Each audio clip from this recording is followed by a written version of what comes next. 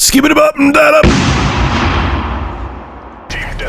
What's going on, ladies and gentlemen? This is Rich of Review Tech USA, and just barf all over me. All over my chest and my face. Oh, yeah.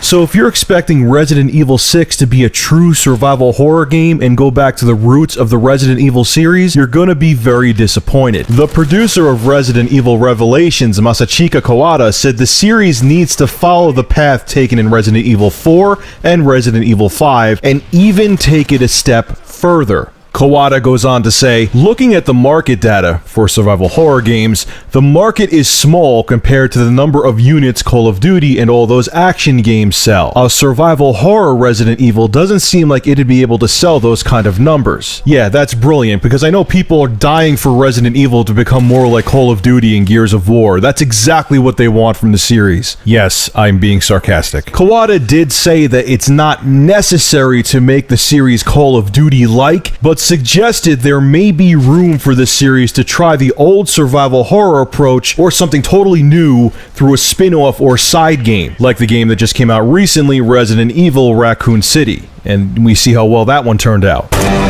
Shit. Resident Evil Operation Raccoon City is shit! Amen, brother. This is why Japanese developers are getting their asses handed to them right now. People don't go to Resident Evil and other big Japanese franchises to get clones of American games. I understand these developers from Japan are trying to get a piece of the American pie because games like Call of Duty sell like crazy. You could hate it or not hate it, but the game sells and they want to make those profits. But what companies like Capcom and Square don't realize is that they're successful because of these great franchises and what they brought to the table. If you take a game series like Resident Evil and get rid of all of the survival horror elements, it's gonna kill the game and make it generic. That is what is happening to it right now, and Resident Evil Raccoon City, spin-off or not, is a perfect example of it. And Capcom, I'm dying to know this. What markets are you analyzing that shows that a survival horror game would not sell well? What other mainstream survival horror game is out there that you're basing your numbers on? Silent Hill? Give me a break. The bottom line is, reading this article and seeing how Capcom wants to approach future Resident Evil installments makes me very worried for Resident Evil 6. Capcom, like I said earlier in this video, if I want to play a third-person action game,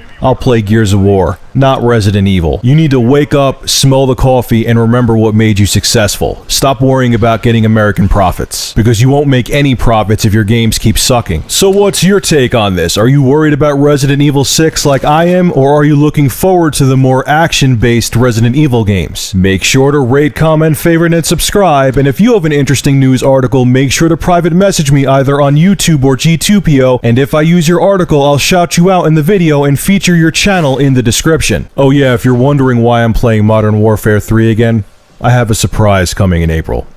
It's gonna be epic. Stay tuned.